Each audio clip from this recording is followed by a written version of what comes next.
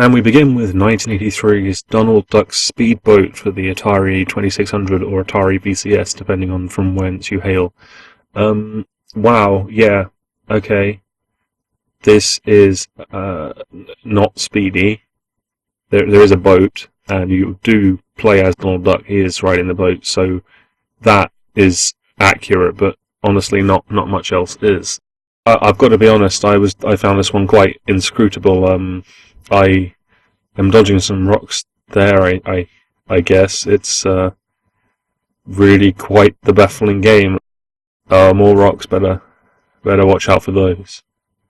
Yeah, I don't know in what world this could be considered a speedboat. This is more like one of those boats which is in the shape of a swan that you ride at theme parks. It's achingly, painfully slow. And now I figure that this is some kind of like social criticism with regards to pollution. It's really quite astonishing just how boring this game actually is to look at and talk about. Oh, there we go, there's the nephews. This one's great. It is mental, but it's actually not the most mental thing that there's going to be. It's inexplicably a Japan-only Donald Duck sports game in which you compete in various events to win a fake medal. It's wonderfully crap. I really like it. The first one is the sack race, and basically you just hit A sort of rhythmically to make your way on this sack race, where you seem to be racing against Daisy, which I love because it's just kind of like there really aren't any other opponents. You don't like Gladstone or like the Beagle Boys. It's just Daisy, so it's just you versus your girlfriend, just ruining her. It's great. And there's these weird little things popping out of the manholes. It's just like the worst place to do a sack race ever. The dumbest thing is if you get a decent enough lead on Daisy, whichever nephew that is, Huey probably, pushes her forward with a big broom. So basically, he's cheating. He's a wanker. There's this one which I like to call Gondola Beatdown, in which you beat the shit out of Daisy on a gondola. I have no idea what's going on here, and I wasn't sure even what my button presses were doing. I was more or less mashing buttons and pushing forward, vaguely rhythmically again, and eventually I just won. I don't understand what's going on in the slightest, and I don't know why he's given his girlfriend such a seeing to. This one is, and I'm totally serious, throwing a Wellington boot. You're just lobbing a welly. There it goes. Brilliant. Then he goes to measure it. Oh, this game's awesome. Oh, 5 meters, that's a terrible throw. I wonder if I can do better. Absolute anus. Oh, I love this. Go, throw that welly boot. Yeah, throw it, come on. Wow, I really wound this one up. Yay! Come on, tell me I beat 5 meters this time. 5 meters. Nope, it's impossible to throw a Wellington boot more than 5 meters. Quality game. This one's great too. It's like the pizza stacking game. You have to walk the length of this sort of courtyard while you're carrying this big tower of pizza. He's just dropping them all over the place. Like steady goes. Fuck shit. Oh, I love it. He's just desperate. He's only got like a handful of pieces left, and he's just running. He's like, "Oh, come on! I really want to eat these. I'm so hungry. Oh, my pizzas!" What a stupid game. Oh, this is a genuine joy. There's this pole vaulting game which is insanely difficult, and I wasn't able to get a single good vault off. Nearly though. See, what are you supposed to do? I don't get it. See, like, it's ridiculous. And then lastly, there's this impossible pogo stick one that no human could conceivably do. I've never managed to get past more than 2 barriers. I don't think it's possible.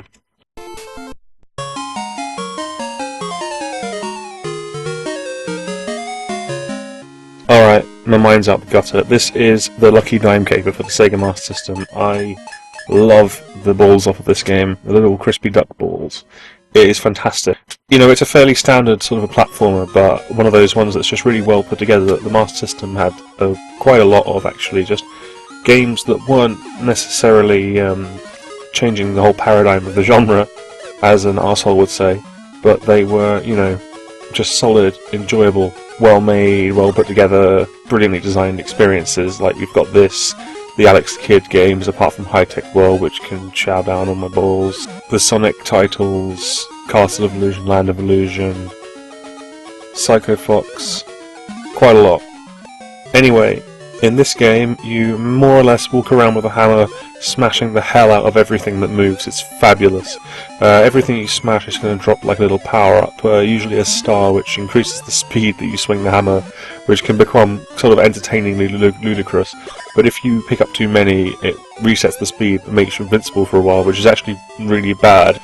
You're very well defended with the very fast hammers, and you really want to hang on to those and not go invincible. It's not a great trade-off. You can also pick up a frisbee, which is a throwing weapon, which should sound good, but it's not as good as the hammer, because the hammer, when it's out, is basically a big shield in front of you that kills stuff. True to type, it's not a very long game. It's only about, I believe it's 7 levels. There's 6, and then there's like the final castle. It's Donald against Magica De Spell from the DuckTales cartoon, and possibly from the Carl Barks comics. I don't know if she was in those, I assume she was. I didn't read them because I am from England. It's really great stuff. You can pick your levels in sort of 2 tiers of 3 stages. They're all brilliant. I've got nothing bad to say about it. It's fantastic, and it's forgotten, and I really recommend you give it a go.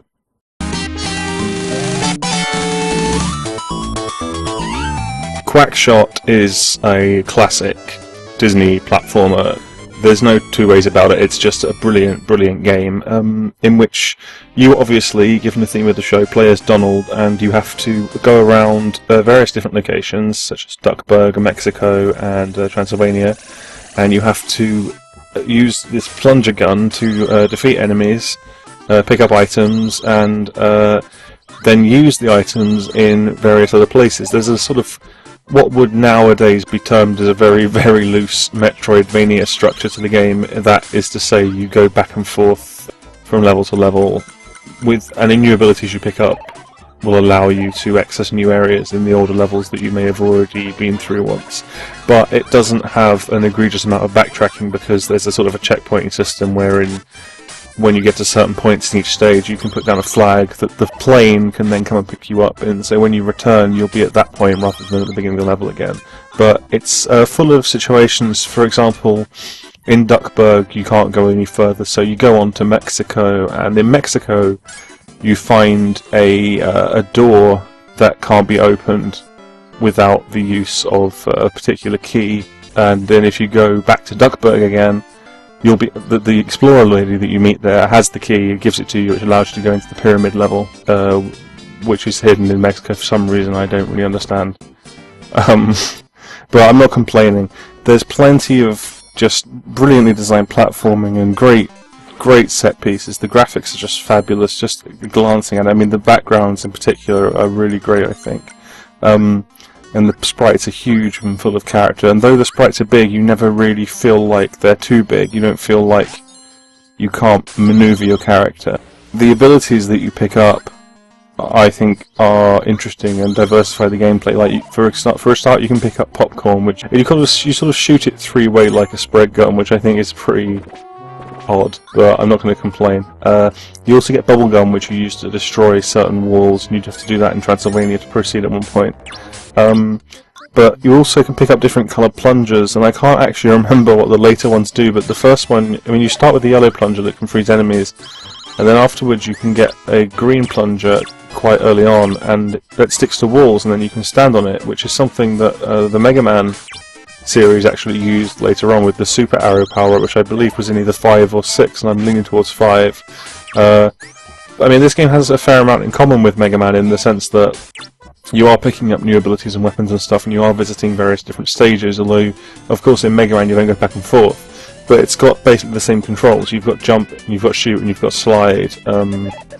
So it does have a fair amount in common with that series as well, though, honestly, I would say Quackshot, it's not quite as breezy as the Mega Man games, but in a lot of ways it really is just as good. It's a fantastic game. It's a really tremendous for a license, especially. It's just from that era that Franchise knows wants to celebrate and, of course, venerate in some cases. For example, most of the games that I've covered so far, particularly in the previous episode, the Simpsons games, they weren't so hot. They weren't so hot, you know? But Quackshot's brilliant, and in fact, I would say most of the Donald Duck games that I've played are pretty good from this era. Yeah, Quackshot, it's probably the best game in this lineup. Deep Duck Trouble is another Master System game, and ostensibly the follow-up to Lucky Dime Caper, though I don't think it shares the same developers. It's a weird little game. It's actually got quite a lot in common with the DuckTales games released on the NES. There's no pogo jump, but you kick rocks and treasure chests along the ground in a way that's very much similar to DuckTales. It even releases hidden ice creams and stuff, so it seems to be appropriating those mechanics in a roundabout sort of a way. It's a very slow-paced and quite methodical platformer compared to Lucky Dime Caper, and it's not as good, but that doesn't mean it's bad. It's very playable, and sometimes it's nice to slow down a bit. I'm not going to say too much about it because it's not the most remarkable game. There's a part towards the end which is very impossible, which I will warn you about, but I won't give you too much information. Let's just say you'll know when you're there, because you'll start dying, and up to that point you won't more or less get hit or lose any lives, because it's very simple. I'm probably making a meal of it in this footage though. There's also this part where you have to jump on the back of rampaging ostriches, which reminds me very much of Sunset Riders. Oh god, it's a water level.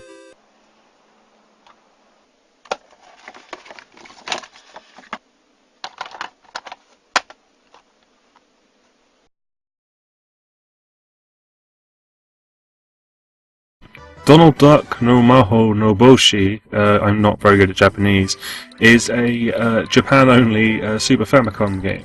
And, well, I looked up what Maho no Boshi means, and Maho means magic, and Boshi apparently means dead child. So, yeah, it probably doesn't mean that, it probably means hat.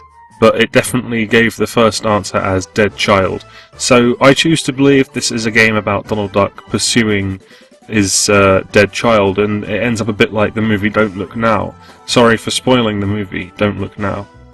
Anyway, this is a bit of a gem, I think, though the best thing about it is in the opening, Donald is walking along behind Daisy and just totally checking out her arts. I mean, look at him, he's just like, damn! I can't really do the Donald Duck voice.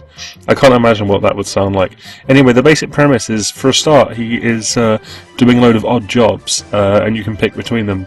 The first odd job I picked seems to be appearing in some kind of Takeshi's Castle style, sort of vaguely macabre game show, which is surprisingly quite difficult, although I did get it on my second go. It's just the fact that I wasn't aware there was a run button, and some of the jumping it asks you to do against a sort of strict time limit is actually kind of tricky.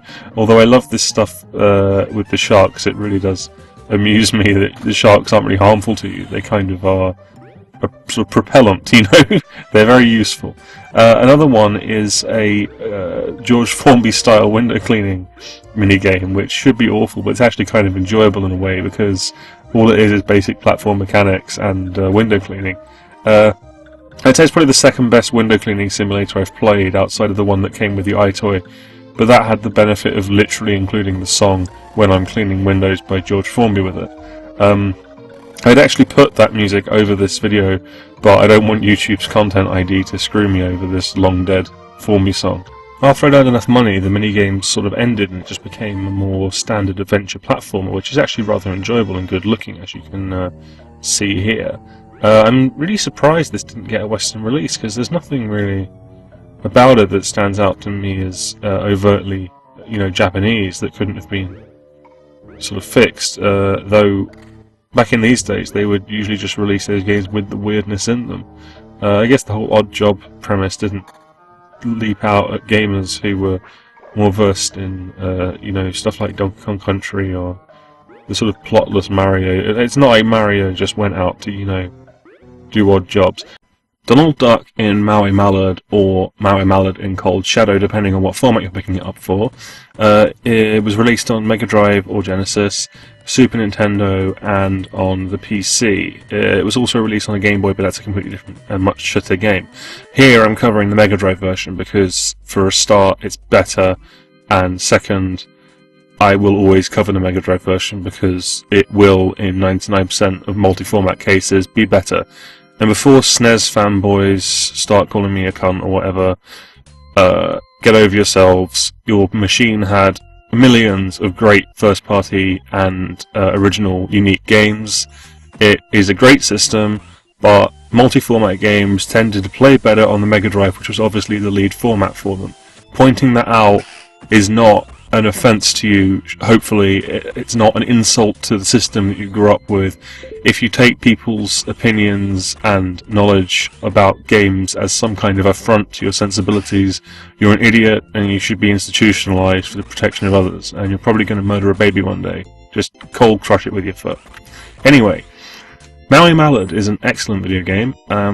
Again, it's very much unknown, and I would recommend it highly. It's a very late 16-bit platformer, and it takes quite a few cues from games like Pitfall and Mayan Adventure and Earthworm Jim. It's got that big animation style, sort of like the original Disney's Aladdin for the Mega Drive as well. It looks excellent, and at first it doesn't seem that good, but then it sort of reveals its complexity and intricate levels of design a bit later on. It's very difficult as well, especially at the beginning when you're not really sure what you're doing, because the game doesn't do a great job of saying sort of like, hey, you can do this now. It's not a perfect game, but it's a really interesting one.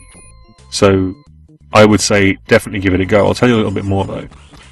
Mainly you play as Maui Mallard, which is basically Donald Duck acting as a kind of private investigator.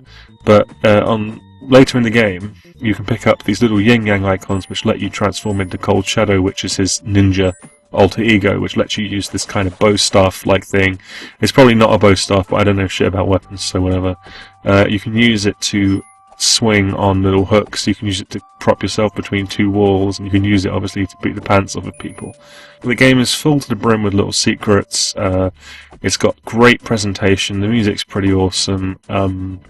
It varies the gameplay really nicely, especially later on, although I wasn't actually able to retrieve gameplay footage, because I don't want to use other people's footage. I wanted to do it myself, but I wasn't able to get that far into the game on this playthrough in order to show you the later levels. And also, quite honestly, I would rather that you found it for yourself, because most of the joy I got from this game was getting onto certain levels and thinking to myself, oh wow, I haven't seen that before. And for me, for a 16-bit or 8-bit platformer, that's astonishing. Well, that's about it for Donald Duck games. Like his cartoons in a way, his efforts tend to get overshadowed by the Mickey Mouse games, but they're really good in many ways, more consistent than Mickey Mouse's output. Of course, there are excellent Mickey games, don't get me wrong. One of my favourite games ever is a Mickey game, but the Donald Duck games just are really all pretty good in their own way, and even when they're not good, they're very, very funny. Yeah, you may have noticed one or two conspicuous absences. Don't worry, I haven't forgotten about them. I'll get round to them later in a different show, okay? Thank you very much for watching Franchise and Lowe's. See you next time. The Electric Fence. Oh, one more thing. The Donald Duck sports game was eventually released in the West as a Snoopy game. Yeah. And the pole vault's still impossible.